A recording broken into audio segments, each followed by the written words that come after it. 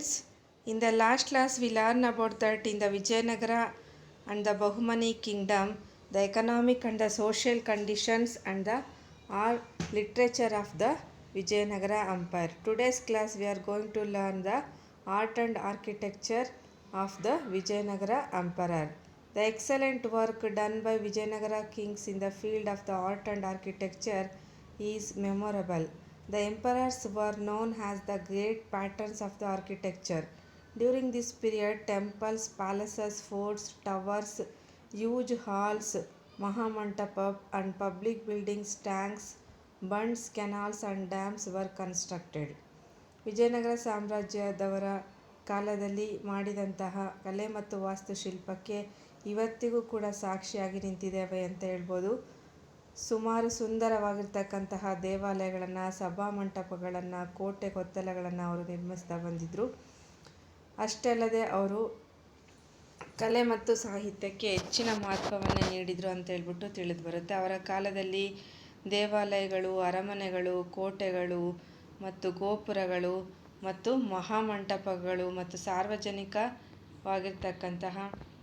ಸಾರ್ವಜನಿಕವಾದಂಥ ಕಟ್ಟಡಗಳು ಮತ್ತು ಅಣೆಕಟ್ಟುಗಳು ಮತ್ತು ಡ್ಯಾಮ್ಗಳನ್ನು ಕಟ್ತಾ ಬಂದಿದ್ರು ಅಂತ ಹೇಳ್ಬಿಟ್ಟು ನಮಗೆ ತಿಳಿದು ಬರುತ್ತೆ. ನೀರಾವರಿ ವ್ಯವಸ್ಥೆಯನ್ನು ಕೂಡ ಉತ್ತಮವಾಗಿಸಿದ್ರು ಅಂತ ತಿಳಿದು ಬರುತ್ತೆ. The Vijayanagara kings continued the architecture system of the Chalukyas, Cholas and the Hoysalas. The unique feature of their architecture was the construction of the huge auditorium and the marriage halls. Temples had huge towers, Arya Gopura, self-shaped arches and the platforms. Vijayanagara ಸಾಮ್ರಾಜ್ಯದ ಜನರು ಮತ್ತು ಅವಲ್ಲನ ರಾಜರು ಹೆಚ್ಚಿನ ಮಹತ್ವವನ್ನು ಚಾಲುಕ್ಯ ಮತ್ತು ಹೊಯ್ಸಳ ಮತ್ತು ಚೋಳ ಶೈಲಿಯಲ್ಲಿ ದೇವಾಲಯಗಳನ್ನು ಕಟ್ಟಲ್ಪಟ್ಟಿದ್ರು ಅಂತ ಹೇಳ್ಬಿಟ್ಟು ತಿಳಿದು ಬರುತ್ತೆ. ಆ ಒಂದು ದೇವಾಲಯಗಳು ಯಾವ ರೀತಿಯಾಗಿರ್ತಿದ್ದಪ್ಪ ಅಂತಂದರೆ, ಒಂದು ದೊಡ್ಡದಾದಂಥ ಹಾಲನ್ನು ಮತ್ತು ಅದರ ಜೊತೆಗೆ ಒಂದು ಆರೋಗ್ಯ ಮಂಟಪ ಮತ್ತು ಪ್ಲಾಟ್ಫಾರಮ್ ಆರ್ಚಸ್ ಅನ್ನು ಹೊಂದಿರ್ತಾ ಇದ್ವು. ದೊಡ್ಡದಾಗಿರ್ತಕ್ಕಂಥ ಸಭಾಂಗಣಗಳನ್ನು ಮತ್ತು ಗರ್ಭಗುಡಿಗಳನ್ನು, ಸಭಾಮಂಟಪಗಳನ್ನು, ಜಗುಲಿಗಳನ್ನು ಹೊಂದಿರ್ತಾ ಇದ್ವು ಮತ್ತು ದೊಡ್ಡದಾಗಿರ್ತಕ್ಕಂಥ ಮಂಟಪಗಳನ್ನು ಹೊಂದಿರ್ತಾ ಇದ್ವು ಅಂತ ತಿಳಿದು ಬರುತ್ತೆ. In this art more than ornamentation, the qualities of the grandeur have and elegance were given importance. Rough granite stones was used for the construction of this structure. ಈ ಒಂದು ದೇವಾಲಯಗಳನ್ನು ಕಟ್ಟೋದಕ್ಕೆ ಒಂದು ಕಡಿದಾದಂತಹ ಕಲ್ಲುಗಳನ್ನು, ದಟ್ಟವಾದಂತಹ ಕಲ್ಲುಗಳನ್ನು ಮತ್ತು ಅತ್ಯಂತ ಕಠಿಣವಾದಂತಹ ಕಲ್ಲುಗಳನ್ನು, ದೊಡ್ಡ ದೊಡ್ಡ ಬಂಡೆಗಳನ್ನು ಉಪಯೋಗಿಸಿ ಮಾಡ್ತಾಯಿದ್ರು ಅಂತ ಹೇಳ್ಬಿಟ್ಟು ನೋಡ್ಬೋದು. During the period of the Vijayanagara kings, temples were built in Hampi, Sringeri, Tirupati, Lepakshi, Karkala, Moodabidri, Bhatkal, Chidambaram, Kanchi, Kamakshi, Nandi, Srishaila, Kolar and other places. ಈ ಒಂದು ದೇವಾಲಯಗಳನ್ನು ಹಂಪಿಗಳಲ್ಲಿ ಶೃಂಗೇರಿ, ತಿರುಪತಿ, ಲೇಪಾಕ್ಷಿ, ಕಾರ್ಕಳ, ಮೂಡಬಿದ್ರಿ, ಭಟ್ಕಳ, ಚಿದಂಬರಂ, ಕಂಚಿ, ಕಾಳಹಸ್ತಿ, ನಂದಿ, ಶ್ರೀಶೈಲ, ಕೋಲಾರ ಈ ರೀತಿಯಾಗಿ ನಾವು ಆಂಧ್ರ, ತಮಿಳುನಾಡು, ಕೇರಳ, ಕರ್ನಾಟಕ ಎಲ್ಲ ಕಡೆಗಳಲ್ಲಿ ಇವರ ಒಂದು ದೇವಾಲಯಗಳನ್ನು ನೋಡ್ಬೋದು ಅಂತ ತಿಳಿದು ಬರುತ್ತೆ. ನೀವು ಚಿತ್ರದಲ್ಲಿ ನೋಡ್ತಾ ಇರ್ಬೋದು ಶಿಲಾಬಾಲಿಕೆಯರ ಚಿತ್ರಗಳನ್ನು ಮತ್ತು ಎಷ್ಟು ವೈವಿಧ್ಯಮಯವಾದಂತಹ ಗೋಪುರಗಳನ್ನು ನಿರ್ಮಿಸಿದ್ದಾರೆ ಅಂತ ಹೇಳ್ಬಿಟ್ಟು ತಿಳಿದು ಬರುತ್ತೆ. ಆ ಒಂದು ಶಿಲ್ಪಿಗಳ ಒಂದು ಚಿತ್ರಣಗಳನ್ನು ನಾವು ಎಷ್ಟು ಹೊಗಳಿದ್ರೂ ಸಾಲದು ಅಂತ ಹೇಳ್ಬೋದು. The most important temple constructed in the beginning of the Vijayanagara dynasty rule was the Vidyashankara temple at Sringeri. The structure of this temple is unique in India. ಶೃಂಗೇರಿಯಲ್ಲಿ ಕಟ್ಟಿಸಿದಂತಹ ವಿದ್ಯಾಶಂಕರ ಮಠವನ್ನು ಒಂದು ವಿಜಯನಗರ ಕಾಲದಲ್ಲಿ ಕಟ್ಟಿಸಲಾಗಿದ್ದು, ಇದು ಭಾರತದಲ್ಲಿನೇ ಒಂದು ಮಹತ್ವವಾಗಿರ್ತಕ್ಕಂಥ ಪ್ರಾಮುಖ್ಯತೆಯನ್ನು ಪಡೆದಿದೆ ಅಂತ ಹೇಳ್ಬೋದು. ಅದರ ಜೊತೆಗೆ the ancient temple of the Vijayanagara is the Virupaksha temple at Hampi, having a vast courtyard hall. This temple has many pillars with the sculptures and decorative ceilings. Virupaksha ಟೆಂಪಲನ್ನು ನಾವು ಹಂಪಿಯಲ್ಲಿ ನೋಡ್ಬೋದು. ಇದು ತುಂಬ ಬೃಹದಾಕಾರವಾಗಿರ್ತಕ್ಕಂತಹ ದೇವಾಲಯವಾಗಿದ್ದು, ಈ ಒಂದು ಗೋಪುರವನ್ನು ಮತ್ತು ಸಭಾಂಗಣವನ್ನು ತುಂಬ ಪಿಲ್ಲರ್ಗಳನ್ನು ಬಳಸಿ ಮತ್ತು ಅನೇಕ ಚಿತ್ರಗಳನ್ನು ಮತ್ತು ಡೆಕೋರೇಟಿವ್ ಸೆಲ್ಲಿಂಗ್ಗಳನ್ನು ಮಾಡಿ ಈ ಒಂದು ಕಟ್ಟಡವನ್ನು ನಿರ್ಮಿಸಿದ್ದಾರೆ. ಅತ್ಯಂತ ಸುಂದರವಾಗಿರ್ತಕ್ಕಂತಹ ಜಗರತ್ತನ್ನು ಕೂಡ ಇದು ಹೊಂದಿದೆ ಅಂತ ಹೇಳ್ಬೋದು. The Vijay Vitala temple at Hampi is known for the magnificent architectural beauty. The Sapteshwara musical pillar, huge Kalyana Mandapa and the stone chariot have enhanced the beauty of the temple. ಅಷ್ಟೇ ಅಲ್ಲದೆ ವಿಜಯನಗರ ಕಾಲದಲ್ಲಿ ನಿರ್ಮಿಸಿದಂತಹ ಕಲ್ಲಿನ ರಥ ಕೂಡ ಅತ್ಯಂತ ಮಹತ್ವಪೂರ್ಣವಾದ ಒಂದು ಅದ್ಭುತವಾದಂಥ ಕಲೆಗೆ, ವಾಸ್ತುಶಿಲ್ಪಕ್ಕೆ ಉದಾಹರಣೆ ಅಂತ ಹೇಳ್ಬೋದು. ಅದರ ಜೊತೆಗೆ ಕಲ್ಯಾಣ ಮಂಟಪ ಮತ್ತು ಸ್ಟೋನ್ ಚಾರಿಯೆಟ್ ಅಂತ ನಾವೇನು ಕರಿತೀವಿ, ಕಲ್ಲಿನ ರಥಗಳು ಕೂಡ ಒಂದು ಮಹತ್ವವನ್ನು ಪಡ್ಕೊಂಡಿದ್ದಾವೆ ಅಂತ ಕಲೆ ವಾಸ್ತುಶಿಲ್ಪದಲ್ಲಿ ಅಂತ ಹೇಳ್ಬೋದು. ಅದರ ಜೊತೆಗೆ Dasara festival was celebrated in the Mahanavami platform constructed by the Krishnadevaraya. The ambassador of the Persian Abdul Razak recorded that during this festival, kings from the distant places and the provincial leaders used to assemble as per the orders of the emperor. ಈ ಒಂದು ದಸರಾ ಒಂದು ಫೆಸ್ಟಿವಲನ್ನು ಮಹಾನವಮಿ ದಿಬ್ಬ ಅಂತಕ್ಕಂಥ ಒಂದು ಇದರಲ್ಲಿ ಕೃಷ್ಣದೇವರಾಯ ಅತ್ಯಂತ ವಿಜೃಂಭಣೆಯನ್ನು ಆಚರಿಸ್ತಿದ್ದ ಅಂತ ಹೇಳ್ಬಿಟ್ಟು ರಾಯಭಾರಿಯಾಗಿ ಬಂದಂತಹ ಪರ್ಷಿಯಾದ ಅಬ್ದುಲ್ ರಜಾಕ್ ಒಂದು ದಸರಾ ಹಬ್ಬವನ್ನು ಅತ್ಯಂತ ಒಂದು ಅದ್ಭುತವಾಗಿದ್ದ ಹಬ್ಬವನ್ನಾಗಿ ವಿಭಿನ್ನ ರೀತಿಯಲ್ಲಿ ಆಚರಿಸ್ತಾ ಇದ್ದರು ವಿಜಯನಗರ ಕಾಲದಲ್ಲಿ ಕೃಷ್ಣದೇವರಾಯನ ಒಂದು ಆಳ್ವಿಕೆಯಲ್ಲಿ ಅಂತ ಹೇಳ್ಬಿಟ್ಟು ತಮ್ಮ ಕೃತಿಯಲ್ಲಿ ಅವರು ತಿಳಿಸ್ತಾ ಹೋಗಿದ್ದಾರೆ. ಅದರ ಜೊತೆಗೆ Kamala Mahal, elephant stable, queens bath are wonderful examples of the Indo Muslim architecture style. ಅದರ ಜೊತೆಗೆ ಕಮಲಾ ಮಹಲು ಮತ್ತು ರಾಣಿಯರ ಸ್ನಾನಗೃಹಗಳು ಮತ್ತು ಆನೆಗಳನ್ನು ಕಟ್ಟಾಕ್ತಿದ್ದಂತಹ ಒಂದು ಪ್ಲೇಸ್ಗಳು ಇವೆಲ್ಲವೂ ಕೂಡ ಇಂಡೋ ಮುಸ್ಲಿಂ ಶೈಲಿಯಲ್ಲಿದ್ದಾವೆ. ಅಂದರೆ ಭಾರತೀಯ ಸಂಸ್ಕೃತಿಯ ಜೊತೆಗೆ ಮುಸ್ಲಿಂನ ಒಂದು ಶಿಲ್ಪಕಲೆಯನ್ನು ಮಿಶ್ರಿತಗೊಂಡಿದ್ದಾವೆ. ಅದರಿಂದ ಇಂಡೋ ಮುಸ್ಲಿಂ ಆರ್ಕಿಟೆಕ್ಚರ್ ಅಂತ ಹೇಳ್ಬಿಟ್ಟು ಕರಿತೀವಿ. ನೀವು ನೋಡಿರ್ಬೋದು, ಇದರಲ್ಲಿ ಗೋಪುರಗಳನ್ನು ಕೂಡ ನೋಡ್ತಾ ಇದ್ದೀವಿ. ಮಸೀದಿಗಳ ರೀತಿಯಲ್ಲಿಯೂ ಕೂಡ ಗೋಪುರಗಳನ್ನು ರೀತಿಯಲ್ಲಿ ಅವರು ಕಟ್ಟಿರ್ತಕ್ಕಂಥದ್ದನ್ನು ನೋಡಿರ್ಬೋದು. ಜೊತೆಗೆ ಪ್ರಮುಖವಾದಂತಹ ದೇವಾಲಯಗಳು ಅಂತಂದರೆ Lakshmi Narasimha, Kadalekalu Ganesha, Sasivekalu Ganesha, stone chariot, Uddana Veerabhadra citadels for architecture. The fort of the Hampi during the Vijayanagara Empire was very strong with 7 circular walls around it. ಇದನ್ನು 7 ಸುತ್ತಿನ ಕೋಟೆ ಅಂತಲೇ ಕರೀತಾರೆ. 7 ಗೋಡೆಗಳನ್ನು 7 ದ್ವಾರಗಳನ್ನು ಹೊಂದಿದೆ ಇದು ಅಂತ ಹೇಳ್ಬಿಟ್ಟು ತಿಳಿದು ಬರುತ್ತೆ.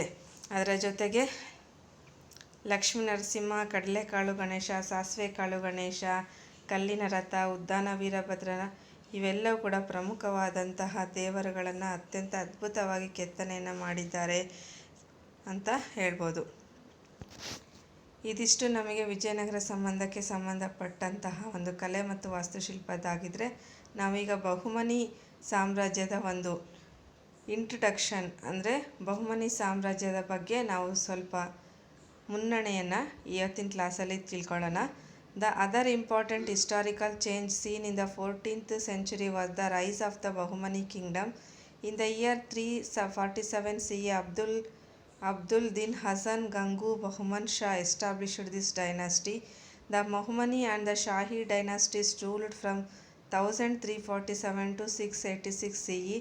Among their rulers, Muhammad Shah I, Muhammad Shah II, Firoz Shah, Yusuf Adil Khan, Ibrahim Adil Shah and Ibrahim Adil Shah second are important.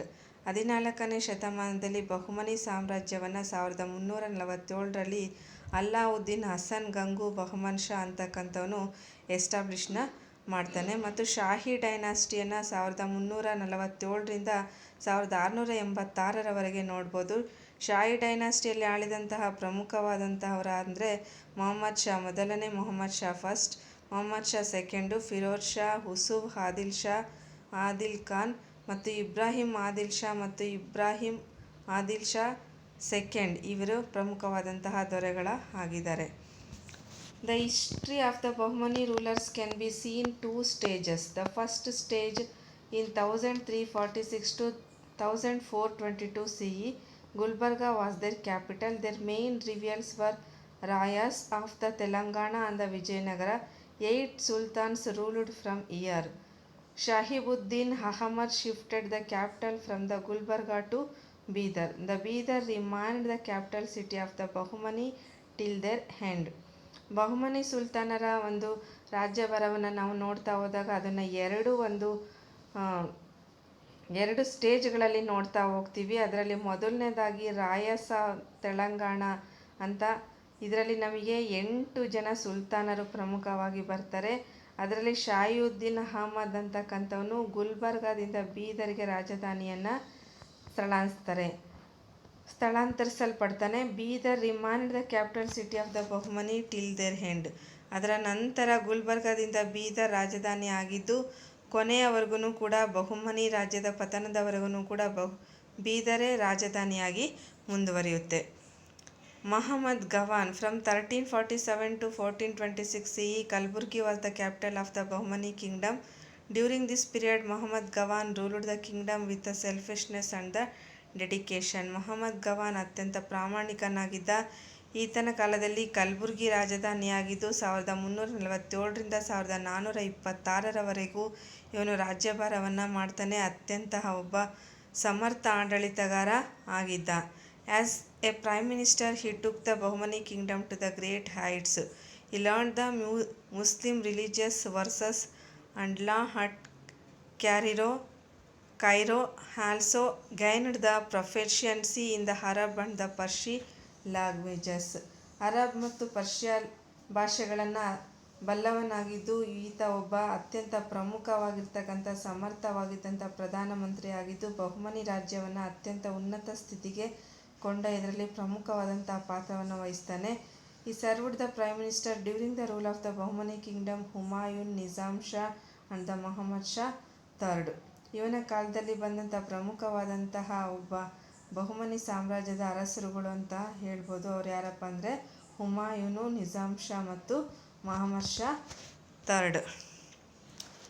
He was responsible for the enhancing the glory of the Bahmani kingdom by the efficient administration and the victories. Gawan conquered the Konkan, Goa, Belgavi. Later he invaded the Orissa and conquered the Kondavidu. In the year 1481 CE, he invaded the Kanchi and plundered its huge wealth. Thus Muhammad Gawan, who was responsible for the all-round development of the Bahmani kingdom. Mohammad ಗವಾನನ ಕಾಲದಲ್ಲಿ ಬಹುಮನಿ ರಾಜ್ಯ ಅತ್ಯಂತ ಉನ್ನತ ಮಟ್ಟವನ್ನು ತಲುಪಿತ್ತು. ಆಡಳಿತ ಮತ್ತು ವಿಜಯದ ಪತಾಕೆಯನ್ನು ಮೊಳಗಿಸ್ತಿತ್ತು ಅಂತ ಹೇಳ್ಬೋದು.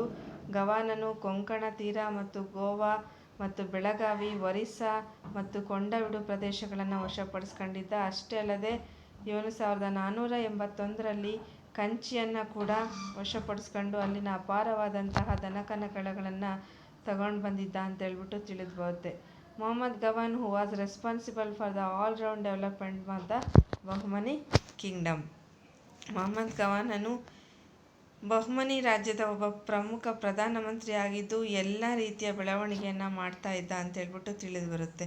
He became a victim to a conspiracy of his enemies and he was beheaded all the false charge of the betrayal of the king.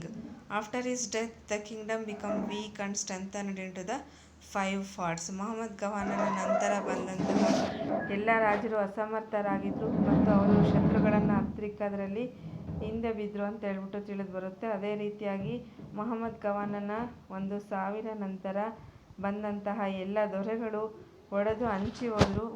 Bahmani ಸಾಮ್ರಾಜ್ಯ ಅಂತಕ್ಕಂಥದ್ದು 5 ಭಾಗಗಳಾಗಿ ಹಂಚಿ ಹೋಯಿತು ಅಂತ ಹೇಳ್ಬೋದು. ಇವತ್ತಿನ ತರಗತಿಯಲ್ಲಿ ನಾವು art and architecture of the Vijayanagara ಸಾಮ್ರಾಜ್ and introduction of the Bahmani kingdom and the Mohammad Gawan ಬಗ್ಗೆ ತಿಳ್ಕೊಂಡಿದ್ದೀವಿ. ಸೊ ಮುಂದಿನ ತರಗತಿಯಲ್ಲಿ ನಾವು ಬಹುಮನಿ ಸಾಮ್ರಾಜ್ಯದಲ್ಲಿ ಬರ್ತಕ್ಕಂಥ ಒಂದು ಪ್ರಮುಖವಾಗಿರ್ತಕ್ಕಂಥ ರಾಜ್ಯದ ಬಗ್ಗೆ ತಿಳ್ಕೊಳ್ಳೋಣ.